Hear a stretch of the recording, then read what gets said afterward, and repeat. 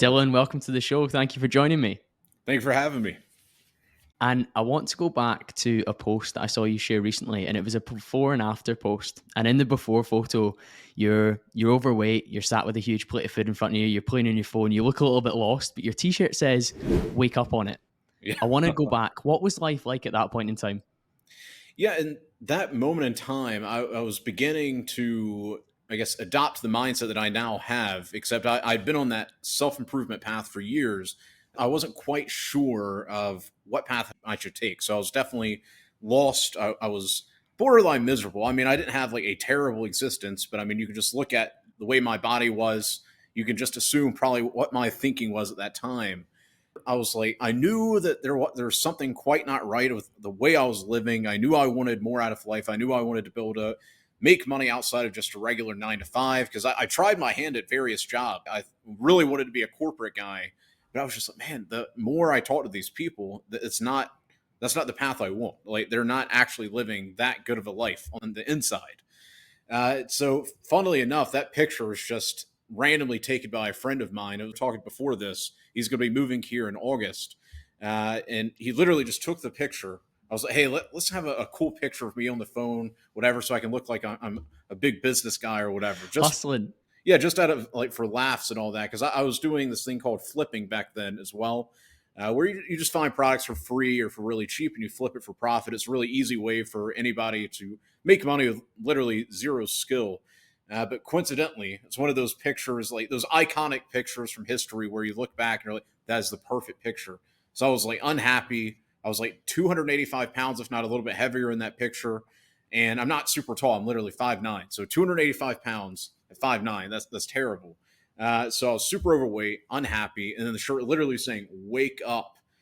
So I've kind of adopted that with my overall branding is like wake up now, because it's not just like fat loss, it's anything and everything in life.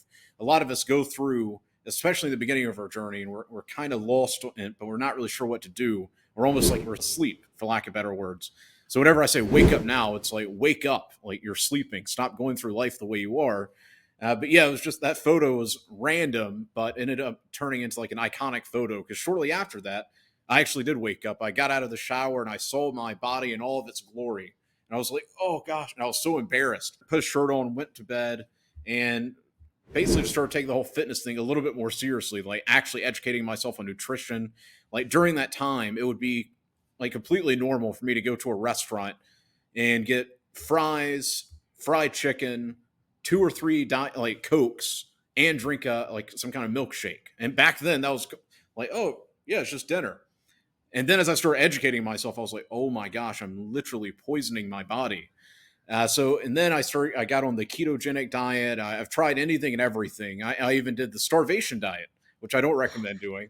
But I ended up dropping a ton of weight. But yeah, I mean, that was really the beginning of this whole, like the path that took me to where I'm at now. This is probably when I took that picture, maybe 2017, 2018, something like that. One So of the kind of, interesting things about yeah, the photo, though, Dylan, is that you've just mentioned there that you were doing some sort of entrepreneurial venture at that yeah. time in terms of flipping stuff. So there was definitely an element of you being aware that you wanted to make money outside of the traditional system, even Mhm. in those days where maybe the rest of your lifestyle wasn't reflecting the man that we're getting to speak to now. Yeah, 100%. That's very well put. I mean, I was already, and this is something I try to tell people, like the person you are now, it's like at your core, it's a winner. It's good. There's nothing wrong with who you are as an individual right now. It's just the thought processes you have and the habits you have and the actions that you take. Like who I was in that picture, I'm still the same personality, whatever you're gonna call it, inside the same self. It's just I've adopted a much more effective way of viewing the world and moving through the world. So that was actually very well put. I've never heard anybody say it like that. Yeah, I certainly think it's always helpful, and I guess I've gotten better at it over time doing almost 200 podcasts now. But I certainly think that when I see people's states and I see the language they use around it, I feel observation is a really strong trait of mine. And you can Mhm. see, and you're joking that at the time you were like, "Oh, let's take a cool photo." There's a level of unhappiness there and unease. And if I look Mhm. at how you stand now in your photos, if I look at how you present yourself now online, it's very purposeful, it's Yeah. very confident, it's very aligned, even your speech, and I'm sure we'll get on to how you've developed to become so articulate. it's so much more natural and in flow. Whereas I guess if I spoke to Dylan from 2017, 2018, there'd be elements that would be awake and aware and knowing where they want to get to, but it would be nowhere near as fluent. Oh yeah, 100%. I mean, this is something that's inspiring for me personally. Is like anything and everything you want to change in your life, you can retrain the way you think. It just some people just pick it up instantly. But like I used to stutter, and we could talk about this later in the podcast. But I used to stutter. I used to be that guy. If I literally was looking right at you, bro, I would talk to you, and it would be like you heard what I was saying, but you weren't really quite sure. And you said, okay, whatever, and you go back to your day. And it's like little moments like that happening time and time again. I was like, why is this happening? Why, whenever I talk to somebody, is it like I didn't say anything? And so all these little things forced me to become more articulate whenever I speak, to where I can communicate in an effective way. So for any of the viewers that are watching this, like there are things in your life right now that annoy you, frustrate you. And instead of taking that and being like, oh, I'm a loser, oh, I'm making it self-defeating, be like, no, that's just data. Like that's data coming back from reality that I need to improve this. And if you just think about it, you can fix it. And that's what I did back then with that whole wake up shirt. Like you were saying earlier, I was already hustling. I was trying to find ways to make money, but there were other areas in my life where I wasn't quite aligned and I was asleep. It's something that really has helped me over the years, because for a long, long time I was very unhappy, and I use that as a driving force, which is fine to a certain degree. I was talking about this with Darren, but then at some point you need to flip it to where it's more of a positive driving force, instead of seeing reality for what it was and making it, oh yeah, I'm just a loser, oh I'm fat, oh I'm this, oh I'm that. Instead, just saying, no, this is what reality is. So now let's come up with a solution. You don't have to take everything so personally and negatively. Yeah, that personal word's an interesting one, because I'm huge on personal responsibility and taking complete ownership for the situation in which you find yourself. But equally, the situation that you're in and how you're feeling and stuff like that, it's not necessarily you. Your feelings and your thoughts are not necessarily defining you, but Mm-hmm. your actions thereafter certainly are. And I Yeah. can see that from your journey along this path that you're now on. There's elements of, yeah, I'm unhappy at this point. I've been unhappy for a long period of time. But guess what? I can detach from that and I can Yeah. do these steps and these methods to move me in the right direction. So I want to go back to around that period. I understand that you were flipping these products on Craigslist, I think was the kind of website of choice in that Yeah. space. But what steps are you taking to join some of the dots to the path that you're on now? So do you want me to get into the making money side, or just everything? I think let's start with the making money, but I guess Okay. also the fitness side runs alongside that, because Yeah. Yeah. obviously you're much leaner, much healthier now, Yeah. and that kind of runs alongside. And I actually think that for a lot of people, fitness can be a gateway drug into self development. And I've Mm-hmm. done several podcasts, kind of almost titled exactly that, because I know that when I mastered my body and the habits around that, I got better at selling in my corporate career. I got Yeah. better at speaking to people and following through on things, because what you put in often comes out. But yeah, that spoiler alert for some of what we'll get onto. But I'd love to hear what was happening between this kind of before photo and the after photo. Yeah. So I mean, on my end with making money, it's funnily enough, I actually focused on making money more than the fitness side, and then that proved to me that anything I actually put my mind on and learned and followed step by step by step would then transition into fitness. And I still It need works to. in reverse. I love it. Yeah, exactly. When I still need to get in better shape, because I still have this fallacy in my mind where I just prioritize work, making money, that type of stuff over fitness. So I'm still fixing that. So I'm not perfect. But back then, I just wanted a way to be able to make money without a job, and I've still have the voice audio on my phone. If I could just make $400 a week, and I could quit my job and I could focus on other things. That was where my mind was back then, and thank God I've achieved much more than that. But it starts with you getting very specific on the outcome you want to achieve. For me, I was like $400 a week. And to do that, it's quite simple flipping. I mean, if you're in, let's say the UK, they use Gumtree, but in America, we use Craigslist, Facebook Marketplace, etc. And it's very simple. You don't need any skills, because I didn't have any actual skills back then. All I had done is worked probably 12 different jobs by that point. So I didn't have any actual skills. That was just what I loved about flipping. But just the simple fact of me proving to myself that I could make money without a job, that gave me the confidence to then move forward into other areas of my life, aka fitness. Like with fitness, I was like, okay, I need to educate myself on nutrition. I need to educate myself on certain workouts. Cool. I can lift weights. I can do it, but like, why did certain people lift it this certain way? Their body looks better than this person. Okay, well, my shoulder kind of hurts whenever I do this certain workout. How can I fix that? Like, just questioning reality and just proving once again through fitness that, okay, I can literally not only transform my bank account, I can transform my physique. And as long as you stick to the goal and you have that discipline, you're going to get that outcome. And so, I mean, the fitness and making money thing has been one and the same in my mind. Like, it's literally just using your mind and willpowering whatever you want into existence. So yeah, bro, it's funny. I talked to friends of mine that are into fitness. They're super lean, like perfect shape. They're like, bro, if I could just figure out the money thing like you have, like what tips do you have? And I'm like, bro, the money thing is easy. I want to look like you. You've got like a six pack. You do like 30 pull ups. I want to look like you. Like, to me, that's hard. But it's just interesting how it can overlap. And a good friend of mine, his first name's Alex. Can't remember his handle, but anyways, he really helped me from a fitness perspective because he helped me look at it as like conversions and leads, and like I started viewing like calories in and all these He different spoke things. your language. He spoke a language that you'd had Yes. applied in another setting, and you moved across. And fitness in that is extremely relatable because, like you mentioned earlier, it's all data. Yes. And if you then use the data to map out what the solutions might be to move forward, then it puts you in a fantastic position, in an empowered position. Because I think one of the biggest challenges we face in society is that kind of learned helplessness where we Yep. have no idea what's going on. We're just living on autopilot, ticking the boxes, a phrase that I'm sure you've used many times, like in this kind of matrix world where Mhm. we do not quite know what the next step is.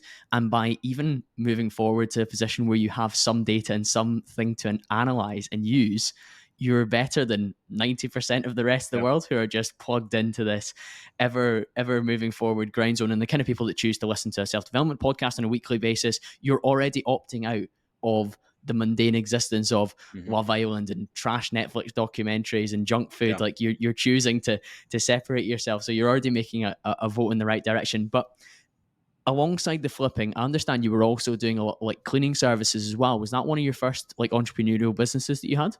Yeah, so that was the first thing that I was able to make some pretty decent income doing. It was nothing fancy about it, but basically I would be this weirdo at like 3 in the morning. As you're leaving the pub, I would be out there with a bucket with a trash grabber, picking up trash, changing trash cans. And I randomly fell into that. Actually, it was funny. I'd quit my job. This was back in, I want to say 2016, and I was basically dead broke by this point. I had no idea because I thought in my mind I could just do Uber because I drove for Uber one time, made like 75 bucks. And I was like, awesome, I can make money without a job. I put my 2 weeks notice in. And then where I'm from, I don't know if you remember this, maybe it didn't happen where you're at, but in America, the taxi drivers and Uber super beefed. So it became noticeably harder to make money. Like, I would literally have to work like a 12-hour shift for me to be able to make any decent income as an Uber driver. So I was like, okay, well, this isn't it now. So now I'm just lost. I was looking up at the ceiling and I ended up going to a grocery store, and I had one of these moments where I had to decide between a pound of ground beef and like some water and all that, and or a loaf of bread that would last me much longer. And I ended up deciding obviously for the bread and the water, because the bread, the water, the peanut butter and jelly, like I could live off that versus just getting the beef. And on my way home, I got this random call, and it was from a guy that was essentially offering me to come in. It was, in America we call it a 1099, so it's like a contract. You're not, yeah, you have to handle your own taxes. I don't know if you have that where you're from. Anyways, he was offering me to come in and take over those contracts, and I was like, sure, have nothing to lose. And when he said, okay, meet me tomorrow at 3, I was like, oh yeah, no problem. And I didn't believe him that it was like 480 a week, because I was like, 480 a week, I can make $480 a week. That's crazy. And he's like, oh no, not like 3 p.m. It's 3 a.m. I need you. And I was like, okay, fine. Like, I'll just meet this random person, because supposedly I posted on Craigslist to this guy saying, hey, yes, I'm interested in taking over these contracts. I had no recollection of this. I don't know if it was God or maybe I randomly actually did it. I don't know. So I met him the next morning at 3 a.m. in the parking lot. He showed me the ropes and he signed over the contracts to me for 3 big properties. So I was doing cleaning, which allowed me to be able to make some solid money. But I would do 3 a.m. to usually around 11 a.m. every single day. Well, not every, 6 days a week.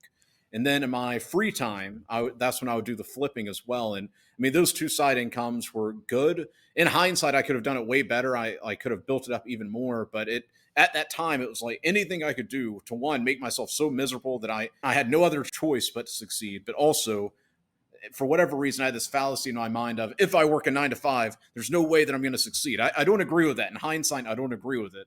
But in that state of mind that I was in, which I was still 285 pounds at this time, I wasn't thinking straight. And I was like, if I have a job, I'm not going to take this stuff seriously. So I need to just work all this, do all these random things. So I did flipping, and then I did the cleaning, and that allowed me the time and the I guess the mental space to be able to take on some other things, like various internships. I helped with event management for people like Mike Cernovich and some other big names like that.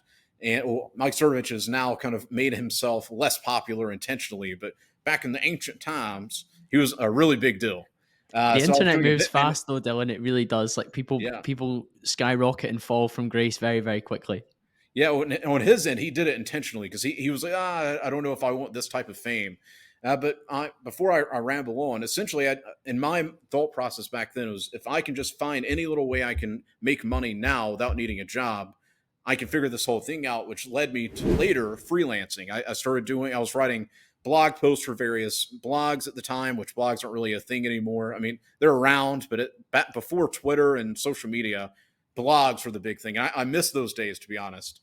But I was doing blog posts, writing blog articles, I was writing sales pages, I was doing web design, and just dabbling around. And a lot of people nowadays are scared to dabble. Like, they're like, oh, I've got to pick this one thing. And like, no, you should dabble around. Like, if I would have stuck to some of the initial things I was doing, I 100% would not be as successful as I am now, because I just You would didn't. likely have hit a ceiling, wouldn't you? Because Yeah, exactly.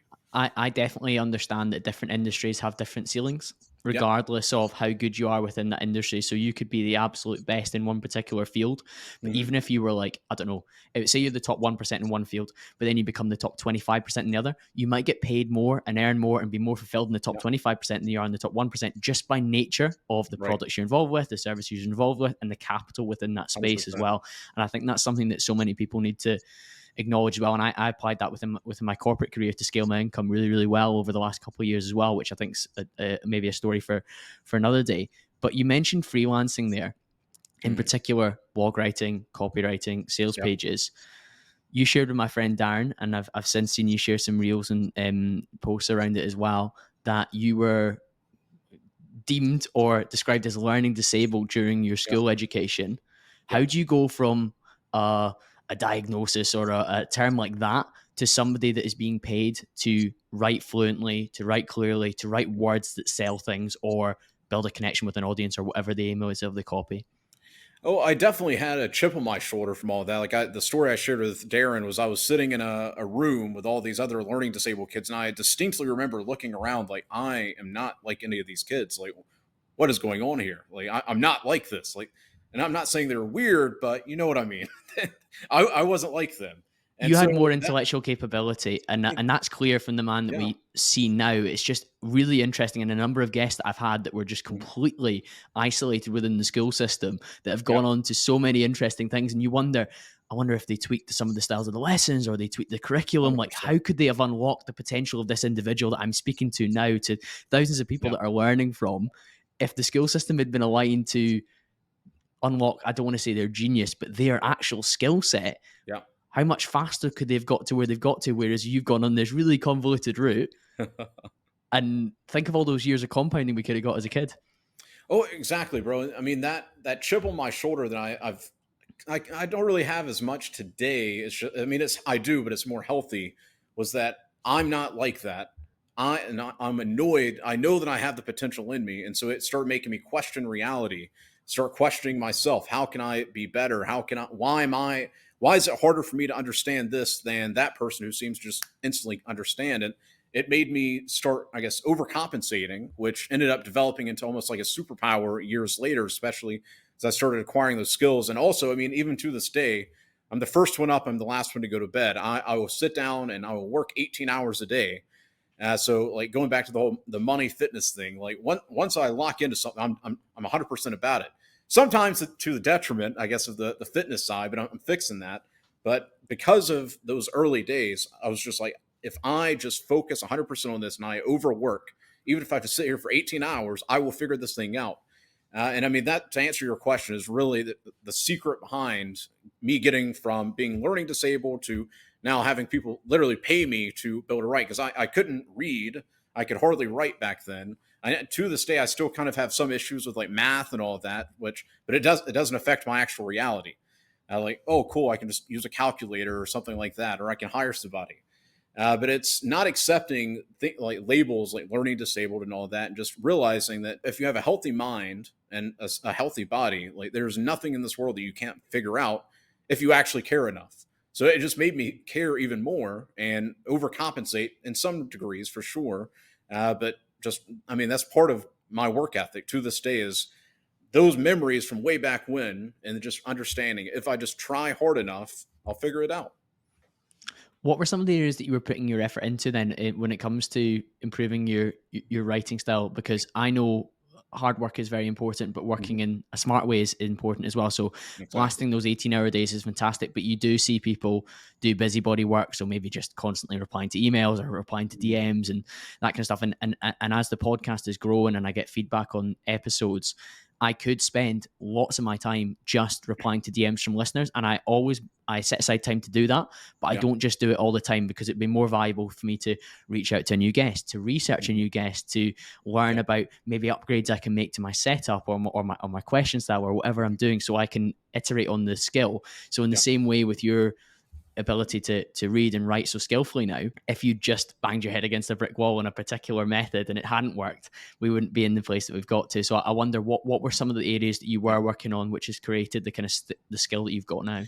Yes, I mean, I definitely did my fair share of busy work, and then you eventually get to the point where, like, okay, obviously, me checking my email a million times and me going through the DMs, me doing this, it doesn't actually help me.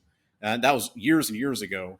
So, I mean, the way I developed my writing was just writing tons and tons of blog articles. I mean, at the end of the day, if I isolated that variable, it was me writing articles for myself. Then I also had some niche blogs, and then writing articles for other people.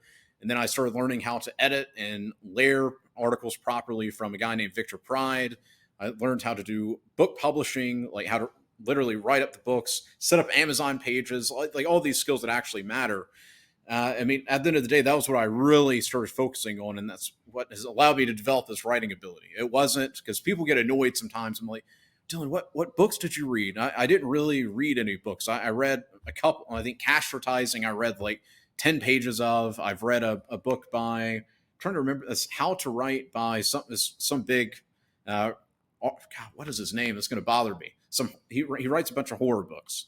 But anyways, he wrote a book on how to write, and that book actually was semi-transformative. But most of my skill has been just through writing blog posts, figuring out how to sell like via affiliate marketing through blog articles. Back in the day, it was called like niche blogs, and then learning how to write tweets, learning how to write threads, learning how to write emails, learning how to write sales pages, and just doing it hundreds and hundreds and hundreds and hundreds of times. I mean, that at the end of the day, that's the only thing you can do is go out there and get actual experience. You can spend all day watching YouTube walkthroughs and reading blog posts about things and buy a million different courses out there. But until you actually sit down and actually do the work, like sit your butt down and do the work, like you're not going to learn anything. So that at the end of the day is how I learned how to write. And then as I started taking on clients, well, now I can see like, okay, these types of emails don't really get the best open rates. Why?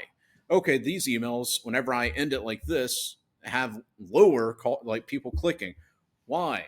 Just going and getting feedback from reality as you're putting in the work. That's how you're going to get better. You're not going to find some faces all the time within the real world. Whenever I'm talking to students, Page YouTube is great, but the real world is so much more.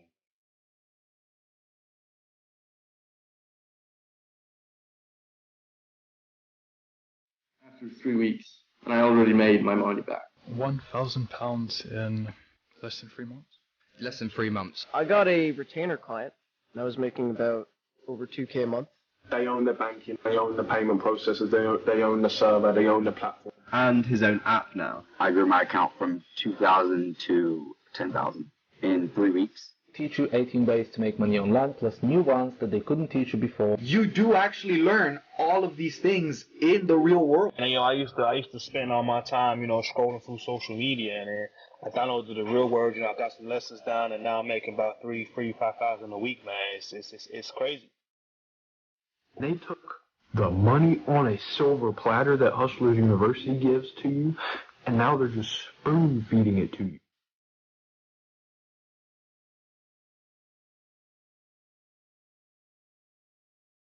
Whenever I'm talking to students, is they expect to go through a video and like just a lightning bolt hits and everything's different the next day. I'm like, bro, that's not how it works.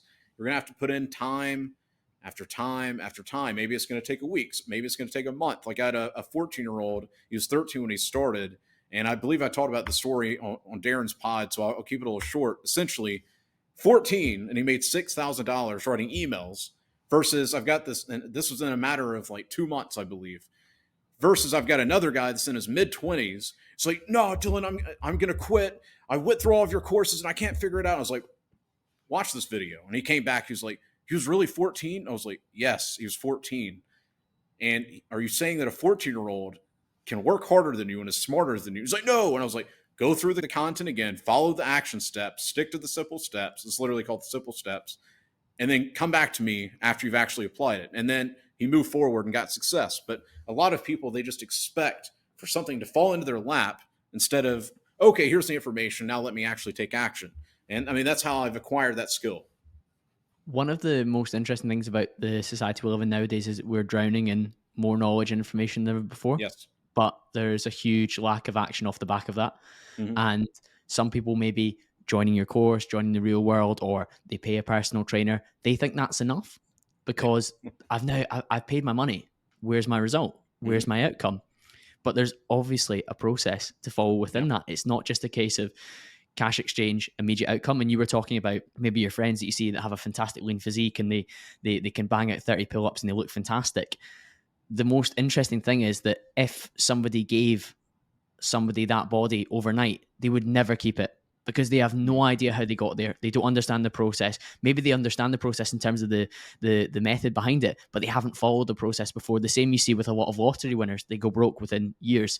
A massive number of Premier League football players in the UK, they're bankrupt within 4 or 5 years after playing because they have no idea how they've earned that money. It's almost like, you probably see it as well with like some of the guys that blew up during the kind of last crypto bull run.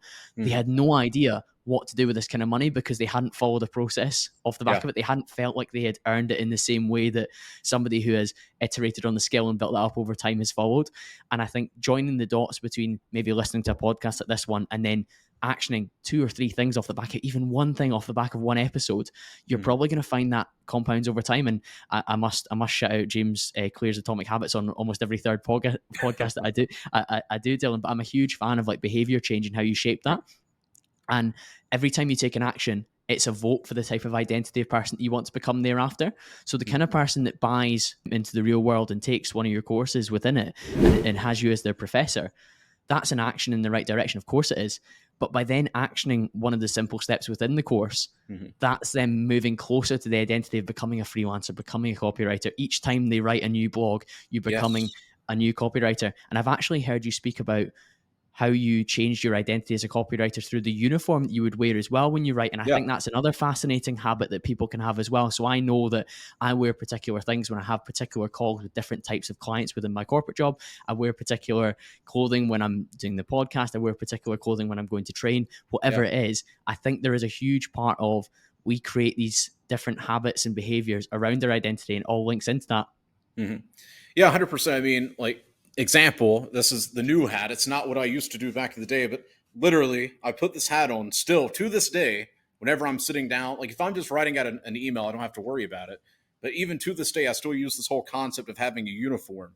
But on my end, I'll summarize the story. Like I was like, whenever I go into a job and I put on this name tag and I put on the shirt, yes, sir. Yeah. Oh, yeah. You can find it on aisle 6. Like you just become this new person.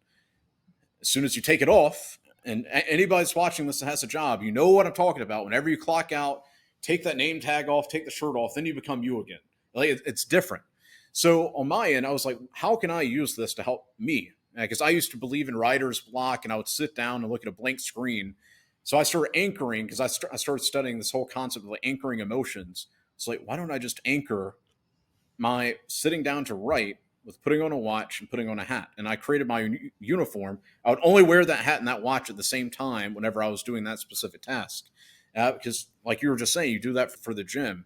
So for anybody that's watching this, if let's say you're doing any kind of freelancing, I want you to go today and create some kind of uniform. It could be a shirt. On my end, I like the hat because you put it on and you're like focused, you're in the zone. So I do recommend a hat if you're doing any kind of creative stuff. But I want you to like have certain tasks that you anchor that uniform for. So whenever you're in business mode, work mode, you wear a uniform. If you can do it for a 9-to-5 job, why can't you do it for yourself to help you make more money and to get into that state of mind? Because it's, at the end of the day, it's all in your mind. It's the emotions you have around it. Like something that I allowed to hold me back forever is I didn't feel like I was good enough whenever I was sitting down to write, especially even emails for clients. So you have to get through the emotion, put on that uniform, and look at it like a job. Like at the end of the day, like maybe I still have slave programming. I don't know, but I like looking at things like a job. It helps me. It creates parameters, rules of engagement, and all of that. And that's where the uniform really comes in, and it'll help you, whether it's from a fitness standpoint or whether it's waking up. Example, this is a type of uniform. Whenever I first wake up in the morning, my girl makes me a cup of coffee.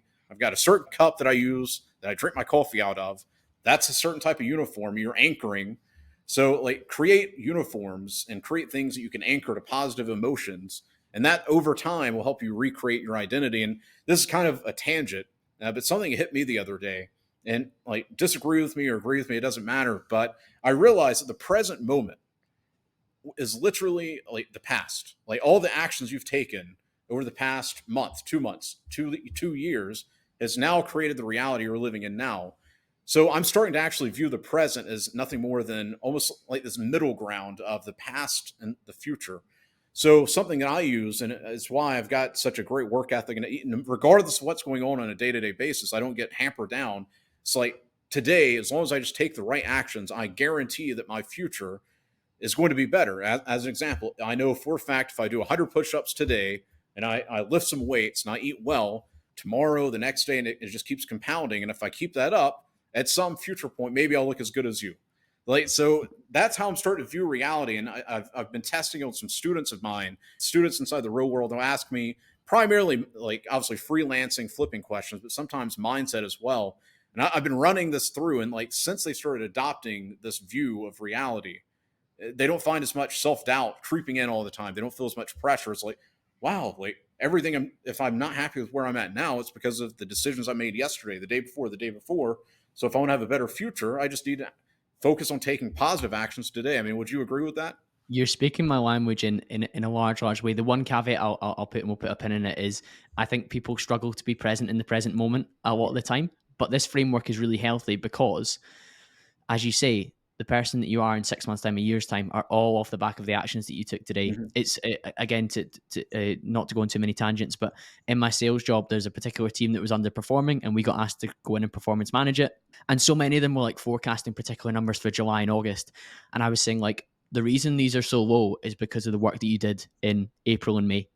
Because the lead time on the different conversions of the clients are much longer than you just making a couple of calls next week. Yeah. And then your August number suddenly looking brilliant. Like that's the reality of things. So what you did in the past is massively important. In the same way, my ability to podcast with somebody like yourself and have a great conversation and ask insightful questions and summarize some of the lessons that you're bringing forward has been iterated over 3 years. So if you podcasted with me right at the start, we would have a good conversation, but not as good as the one we're going to release to the audience today because of the ability to me have practiced over that period of time. So 2023 Colin is more skilled with the mic than 2020 Colin. Of course he is, because he's done the work during that time. I also really like, from a fitness perspective, as you say, you've linked to like 100 press ups today is going to be healthier. So in the same way, you see that classic meme. You've got the escalator and you've got the stairs in the shopping center, and you've got everyone in the matrix, if you want to say, on the escalator, and you've got one guy taking the stairs, because his framework is, if I take the stairs, I'm going to be healthier in my old age. I'm going to be better in my old age. I'm going to be more able to react to situations because I'm more agile and more fit.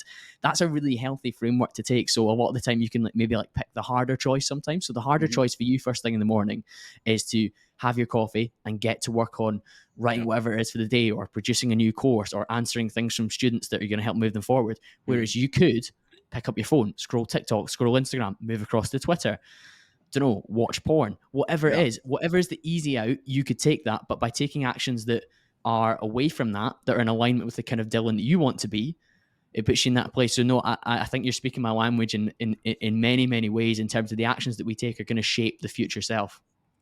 Yeah, 100%, bro. 100%. Yeah, that got me fired up. But I love that. One of the big things about your story that interests me is just how powerful your network is. You're part of the real world now. You're one of the professors within that as well. Yep. What are some of the things that you've done to develop your network over the years? Yeah, so I mean, like most people that are probably watching this, whenever you first get started, you don't really have much to offer. And I could have allowed that to hold me back in the day. But then I realized, I was like, well, I noticed that a lot of these guys are busy. I've got plenty of time. I've got lots of energy. I've always got ideas. Why don't I just give them my time? And like a lot of people, they have the sense of arrogance. So they expect to get paid right up front. They expect to be given everything. I was like, why don't I just give? I've got years and years and years ahead of me.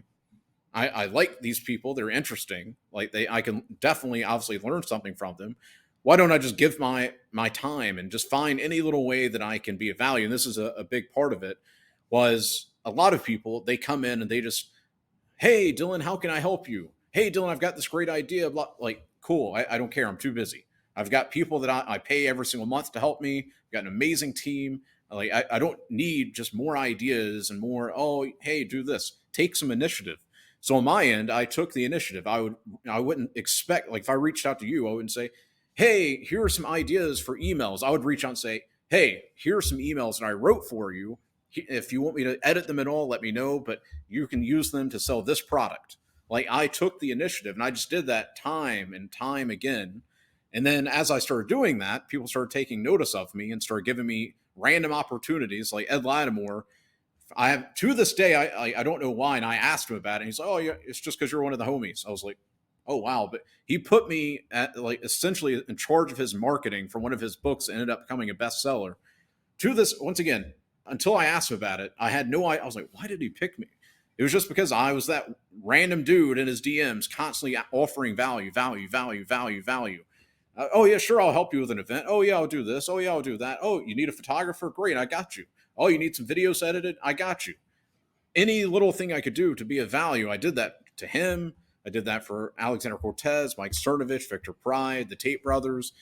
Every person around me, like even Zuby, like any little way that I can be of value. And even to this day, like people could say, well, now you don't need to do it.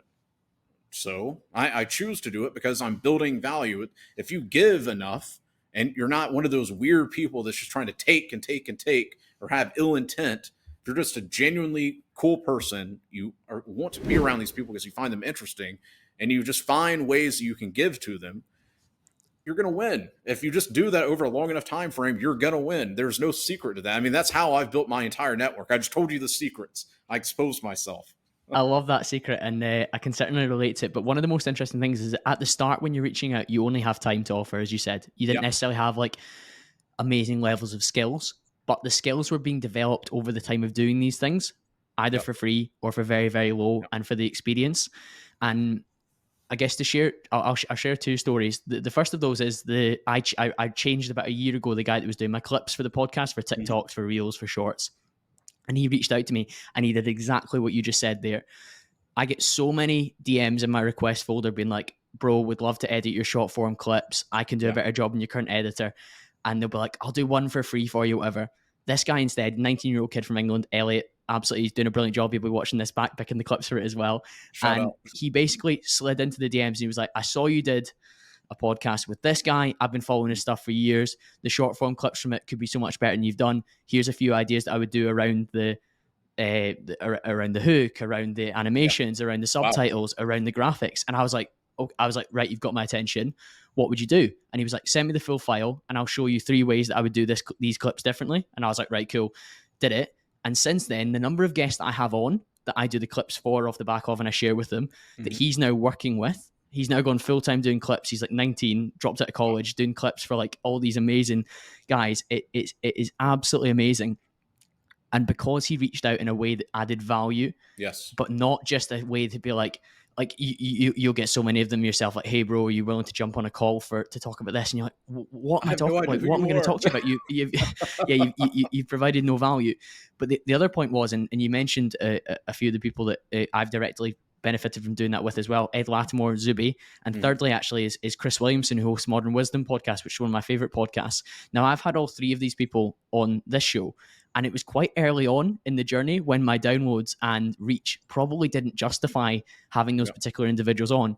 But it was because whenever they were sharing content over the years that I resonated with, I would send them like detailed feedback on what I gained from it, how I valued it. In particular, Zuby, particularly during the C19 stuff when I thought I was the mad one, I was reading his content and being like, okay, there are rational people out there, and I would thank him for it. And of course, he would get lots and lots of that, but doing it in a way that it was sincere.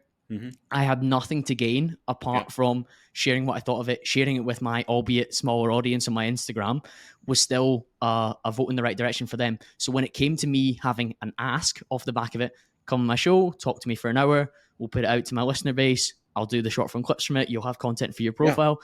They were like, I recognize that Col Cambro guy. Like, he's been in my DMs for like 2 years, like supporting my stuff, giving me sincere feedback. Of course I'm going to do his show. So I've had 3 individuals on my show who you'd be less inclined to think would have done it at the stage it was at that time, because I had been in their DMs sharing something that was of value, and it wasn't just outreach in terms of just ask. And you'll have it now. Somebody will be like, do you want to come on my podcast? And you're like, bro, I've never seen your stuff before. You've not given me any reason to do it. And Darren and I have had fantastic success with growing our shows because we've just been outreaching in the right way over a long period of time. And we've grown it to a stage where it kind of looks after itself now, and people are more interested in coming on just because of what you've done off the back of it. So I resonate with that so strongly, both from the example of Elliot, who's done an amazing job as a freelance clips editor, but also myself growing this show and reaching out to guests that you would never have thought of. So I love your approach to outreach, and I completely agree. At times, all you have to offer is your time. But guess what? As you're going through it, you're developing skill, and look at the skill level that you've got now.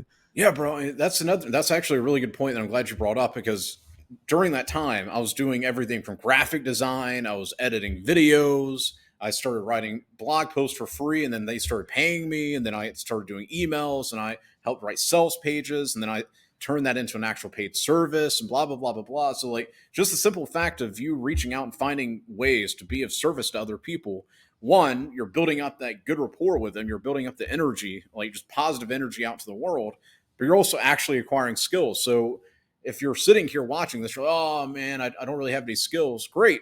I didn't either. I didn't know what WordPress was. I didn't know what a niche was. I didn't even know what copywriting was. But over time, as I just started finding ways to be of value to people, oh, this could be better, let me help them with it. And just doing that time and time again, I developed the skills that eventually I ended up obviously having to level up even more, but I at least developed the beginnings of those skills. So just the simple fact of you going out there and building all these amazing connections, regardless of where you're at, take advantage of the assets that you have, which right now it's having a lot of time. And then you're going to build up those skill sets that at some point you can turn into an actual service. What enabled you to grow your client base then by the time that you'd started to charge for these different skills that you developed? What was the key driver of that? So, I mean, the first part of what I did, I would not recommend anymore, is I just leverage my blog. I would reach out to people via either the DMs, or I would leverage just sending out emails, and I would leverage my blog to be like, hey, obviously I can write articles. Like you've got hundreds of articles on this website, a few dozen articles on this website, a few dozen articles on this website. But once I actually started taking the whole freelancing thing seriously, I just leveraged the Twitter DMs, and I call it the money bag method. But essentially, it's just leveraging social media to showcase what you can actually do for people, and you use it to build up rapport, and then you can reach out and DM them. I mean, what else are you going to do with the DMs other than communicate with people? However, a lot of people, the thing that holds them back in the beginning is they think they have to get on the phone with people, which leads back to why I even created the money bag method. I guess you call me back in the day an introvert. I hated having to get on a call with people. So it's like, what if I can develop something where I can just DM them and close them in the DMs, or maybe get them over onto WhatsApp or texting or whatever and close them that way, which that's what eventually led to what I now call the money bag method. But yeah, bro, I just leveraged Twitter back in the day, and then later leveraged Instagram. I dabbled with LinkedIn. I had a small amount of success with LinkedIn. I didn't put enough energy into it, but I literally just leverage my following on Twitter, my audience on Instagram. However, the Twitter account I've got now is not the original one. I think one of them got banned, and then I lost access to the other. So back in the day, I would literally just talk. I would showcase, like I would have like a pinned thread of different things, like emails that I'd written for other people, positive testimonials. I mean, it's very straightforward. That's what I recommend for anybody that's watching this is like you can literally just showcase what you're doing in real time on Twitter and Instagram. And if you're on LinkedIn, you could literally go and find people that are all posting job offers and be like, hey, here's what I'll do for you. Here's some examples of the work I've done. I'm not interested in like being like working for you, but I like you can be a client of mine, and you can redo a deal like that. So you're not working as a 9-to-5 worker. You're a freelancer. You'll do it faster. You'll do it better, and you have proof of concept. So I mean, there's a million different ways you can go out and leverage social media now. Yeah. It's such a huge case of show don't tell, and you're just constantly giving the receipts and the different work, particularly stuff that maybe relates to their niche or relates to something that they've related to as well. One of the funniest bits of content that I've seen from yourself, and I completely agree with it, but I want to get into it, is you said, at this point, if you're not rich, you should care zero about filling your brain with what's happening in other countries, psych ops, and knowing everything about conspiracies. Use your brain to stack up skills and money bags first. Why do you think people are letting themselves get so distracted by all these things going on externally?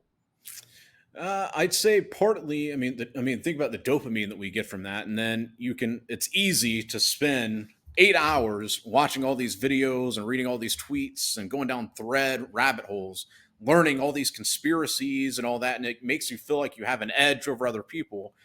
But the reality is well, you're poor, you're super overweight, or maybe you're super skinny, whatever it is, like you don't have your life in order. So why should you even worry about it?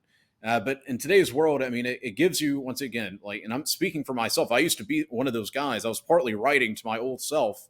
Back in the day, I would know anything and everything about conspiracies and religions and all that type of stuff, but I was poor. I was like 285 pounds. And then you can live like that and you can just literally absorb all that information. But what is it actually giving you outside of anxiety and a bunch of other stuff? Like maybe cool, it's a conversation piece for like people like us, maybe. But outside of that, what are you really getting from? You're not getting anything. And if you just focus on instead, it's going to take work. I know some of you watching this, you're like, oh, work. Oh, I don't want to do it. It's going to take some work. It's a little bit harder than just reading about all these conspiracies and coming up with your massive theories that don't really mean anything. Instead, you take your brain and you build an actual skill set, or you can do something easy, which is flipping. You go and start, like there's a product in your room right now, somewhere in your room that you can go and list right now.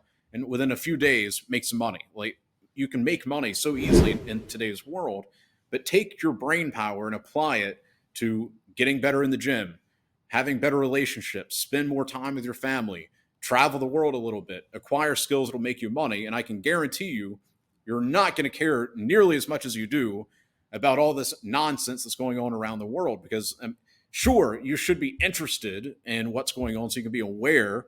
But if you're poor, if you're unhappy, if you don't have the life that you want, you're literally just giving your energy to whatever they are, whoever they are. You're just giving your energy to them instead of giving your energy to yourself, making yourself stronger, making yourself richer so that you can take care of your family. Like, sure, you can have all the information in the world about whatever conspiracies are happening, but if your mom calls you and needs like to go to the hospital, oh, well, I can tell you all day about what's going on in Ukraine and what's actually going on over here. They're like, yeah, I don't care about that, sir. Just send $50,000. I'm poor. Okay, so focus on actually acquiring skills. I mean, your life, the people around you, is going to be 1,000 times better. It's the priority principle, isn't it? Yes.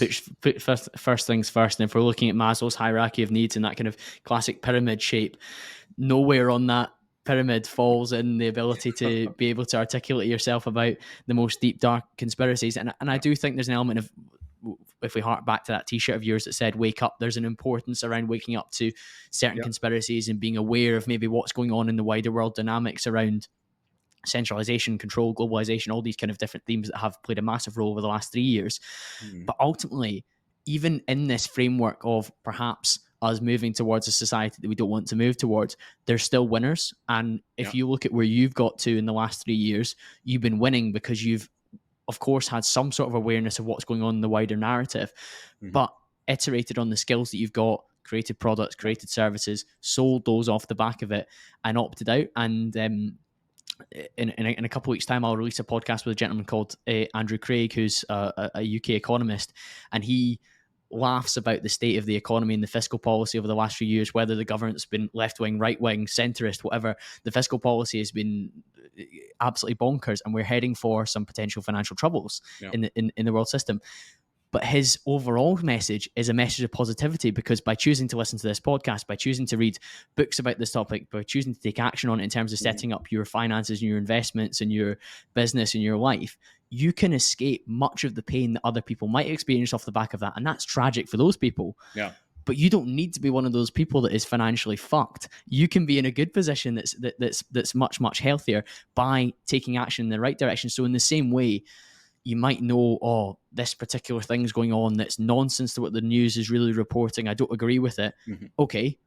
But how does that impact you overall? And if you haven't ticked the most important boxes first, like your financial well-being, that the safety of those yourself and those around you, then why are you spending so much time as a proportion of your day on these things that don't pay you, that don't put you in the right position? Yeah, 100%, bro. And like you were saying earlier, there's always going to be winners. And if you can absorb all this information, you can be up to date on what's going on, but like, you have to understand, once again, there's always going to be winners, there's always going to be losers. And I don't know about you, but on my end, I know on your end as well, I would rather stack as many cards in my favor, not only for my own self-interest, but for my girl, for my mom, for my dad, for all my siblings, etc. I want my family to be good. So if I spend all this time learning everything about this conspiracy, it's taking time away from me becoming richer, working on the businesses that I've got, making sure that my team's doing what they need to be doing, making sure that I'm even thinking big enough. Maybe I've been thinking small. Maybe I could think bigger, so I can take that information of what's going on in the world and then, I guess, flip it into a positive, for lack of better words. And then also, regardless of what happens in the globalization of this world and where we're going, you can always go somewhere else, into a different economy, into a different world. I've already got a handful of countries that I know that I'll go to if this certain thing happens, or if this certain thing happens. I know all the different countries I'll go to. I already have connections there. I've got bank accounts. I've got all that. But if I sat on Twitter all day just going through, they're very interesting. I will put it out. They are very interesting threads. But if I spent all my time just scrolling on Twitter all day reading about all this stuff, it would be taking time away from making sure, okay, yeah, we've got this residency set up. Okay, cool. I've got these connections here. Okay, clients are being fulfilled, and actually implement or improving my life, and not only my life, but the life of my team and of my family. That's such a good point when it comes to the freedom that you've bought yourself through levels of discipline and focus in areas that have set you up now for that ability to move around the world if you need to. I know you've lived in Paraguay, you've named countless other countries that you've lived in as well. And being in Dubai just now, as you say, if something politically shifted there, you're like, okay, well, that means that I'm going to go over here.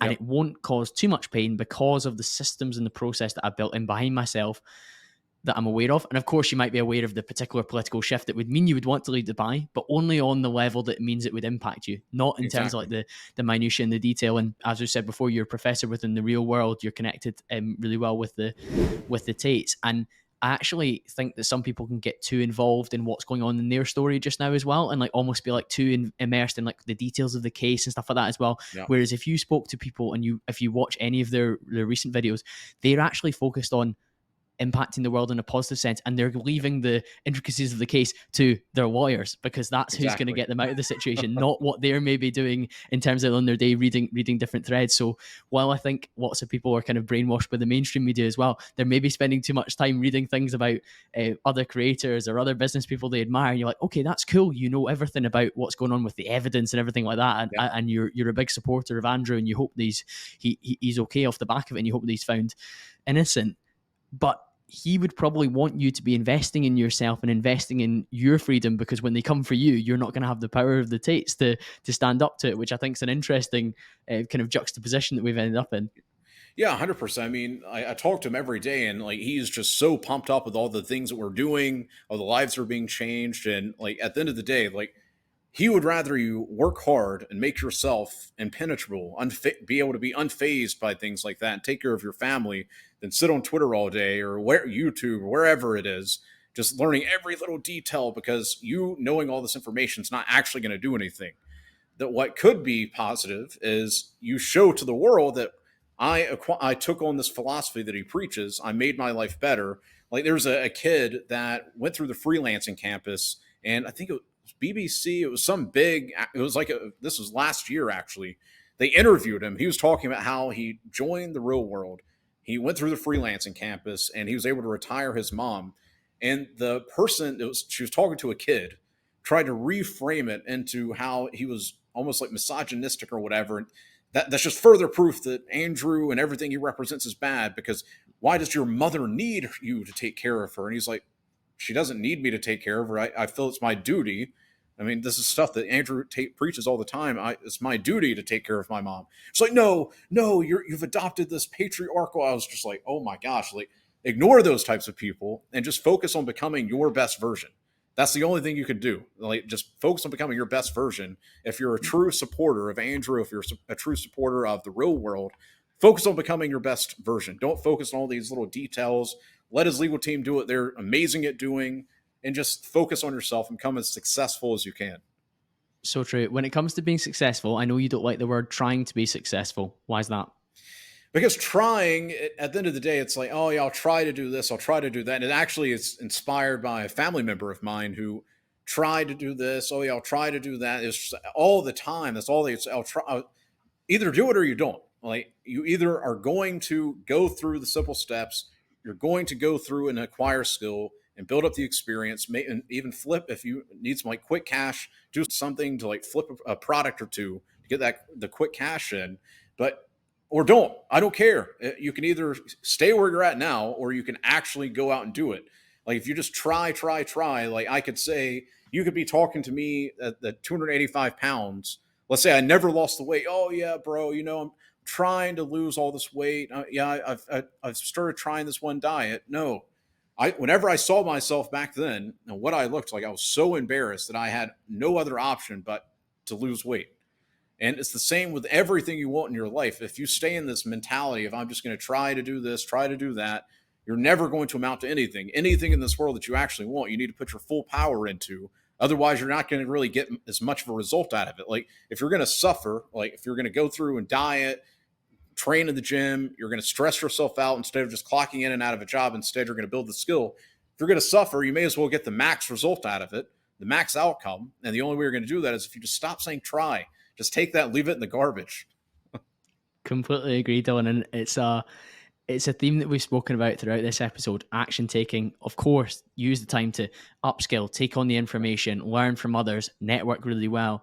But your story is one of relentless action off the back of that and work ethic off the back of that. And it's been great to hear how you've applied that and the things that you've built. And I think we've only scratched the surface. And when I'm out in Dubai later this year, I hope we can get together in one of the studios and have a round two. I think I would really enjoy that. I'm sure that the listeners would as well. If they want to continue the conversation with you, where should they head towards to get connected? I mean, the two best places, either on YouTube, just type in Dylan Madden, look for the handsome bald guy, or go over to Twitter and type in @MoneyBagLives. Fantastic, Dylan. Those will both be linked in the show notes below. Thank you so much for joining me, and thank you to you, the listener. I'll be back to speak to you all again very, very soon.